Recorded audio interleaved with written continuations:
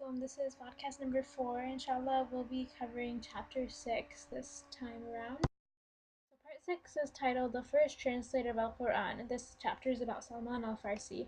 So, a little bit about his background. He was born and grew up in Persia in the home of a village chief, and actually, at an early age, really his whole life was kind of defined by searching for religion and becoming devoted to various religions at different time points. And so, at a really young age, he became devoted to the Magian religion, and so much so that he actually was given the responsibility of taking care of their sacred flame, which was very important to them. So, obviously, he was very honored and trustworthy member of this religious community.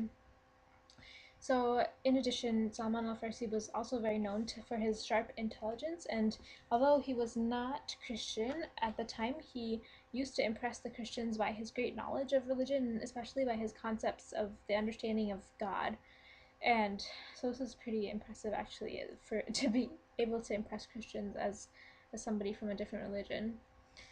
However, his father kind of used to worry about his religion, and actually at one point decided to imprison him at home in order to keep him safe. But Salman al-Farsi obviously didn't accept this and ended up escaping to Greater Syria as soon as he got the chance. And he chose Syria because it was the birthplace of Christianity, and he wanted to learn a bit more about that religion. So he lived in Syria for many years and actually spent his time serving many of the leading bishops at the time while he continued his quest for truth, because he felt like he still hadn't found the right religion yet. While living there, he did hear about rumors about an Arabian prophet who had this reputation of being extremely honest. He was known not to ever consume charity, which is a bit unusual at that time as well. And so he got curious when he heard these stories, and he actually paid a group of merchants who agreed to take him to meet this so-called prophet. However, unfortunately, the merchants actually tricked him, and instead of taking him to the prophet as they promised, they ended up selling him as a slave. So he was actually sold to a Jew, who later sold him as a slave to his nephew, who was from the Bani Qurayza tribe of Yathrib. So Salman al-Farsi ended up going to Yathrib as a slave. When he ended up in Yathrib, he worked there for some time, working very long and hard hours as a slave, while he continued to wait for the Prophet ﷺ, because he heard rumors that he would be coming to Yathrib as well. So when the Prophet ﷺ did come, he remembered these stories that he had heard about the Prophet's reputation and his personality, and decided to test him to see if it was true or not. So the first thing he did was he offered him dates and told him that these are charity, to see what he would do, because he was told that the Prophet would not accept charity. Sure enough, the Prophet ﷺ, when offered these dates, said that I won't accept it, when he was told that it was charity. And then Salman turned around and said, okay, now I'm offering you dates as a gift. The Prophet ﷺ did in fact accept them. And then the other thing he looked for is that he heard that there was some kind of a birthmark or something that was the sign of a prophethood between the shoulder blades. And so he kind of suggested that he wanted to see this to the Prophet ﷺ, and the Prophet understood what he was looking for, and uncovered his back in order to show him the sign, and indeed it was there as it was told to be. So after meeting him, the Prophet ﷺ and his companions got together the money and ended up paying the price for Salman's freedom from slavery. And the Prophet ﷺ decided to make him a brother to Abu Darda. So as we spoke about earlier, during the early days of Yathrib, the Muslims were each paired to each other by the Prophet in order to kind of increase their bonds and increase their strength, because in the early days they were so few in number. So Salman al-Farsi was paired to Abu Darda as a brother. One of the more notable aspects or contributions during his lifetime to the Muslim Ummah is that during the Battle of Khandaq, he was the one who was responsible for giving the advice or the idea of building a trench in order to cover the weak part of Medina. And this was very notable because building a trench was not part of the Arab strategy of battle at that time. It was a completely new, foreign, novel concept to them, and Salman came up with this idea because of his background of being from Persia, and he ended up implementing it here, and alhamdulillah, we all know it ended up being a very successful strategy at that time. So quickly, just as he was respected and honored in the other communities of his past, like the Magian community and the Christian community, the Muslims also quickly grew and learned to honor him and wanted to always have him be a part of their team.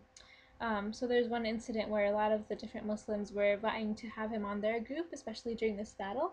And the Prophet ﷺ actually said to them, Salman is from us, Ahl al-Bayt. So what a huge honor to have that said about you by the Prophet ﷺ. In addition, like we said, he was known for his sharp intellect and also known for having vast knowledge, and many people actually commented on this. So for example, Ali radiallahu anhu once said that he was like Luqman the wise because of his knowledge. Another Sahaba, Ka'b al-Ahbar, once said, Salman is filled with knowledge and wisdom like an ocean that does not dry up. So subhanAllah, really huge compliment for him. And then referring back to the title of the chapter again, the first translator of the meaning of the Quran was actually Salman al-Farsi. So because he was from Persia, he was fluent in Farsi, and by combining his strengths of great knowledge and intellect, he was able to translate parts of the Quran into Persian. And by doing so, he was the first person to translate the Quran into a foreign language.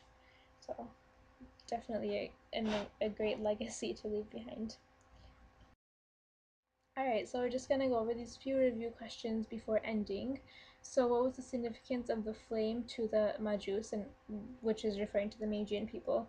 So basically the flame was a very integral and important part of their religion, and the fact that they gave the responsibility of caring for the flame to Salman al-Farsi just shows how honorable and trustworthy he was in that community.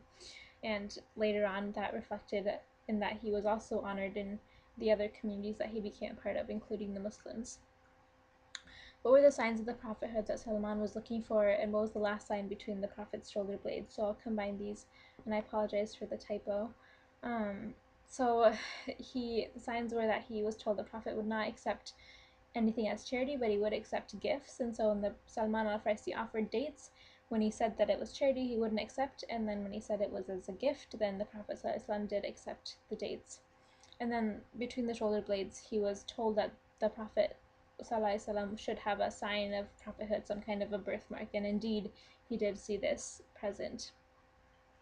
Why was Salman's role in the Battle of the Trench so significant? So, like I mentioned, the idea of digging a trench was a very novel concept to the Arabs, and this is something that Salman was able to bring to the team because of his Persian background, and ended up being a very successful strategy during that battle. What's the implication of Salman being called Ahl al-Bayt? So this just shows how honored he was by the Muslims, in particular by the Prophet ﷺ himself. It's really a huge honor to be called that, and it's like he was suggesting that he's one of his own, almost like a family member to him because of his great role in the community.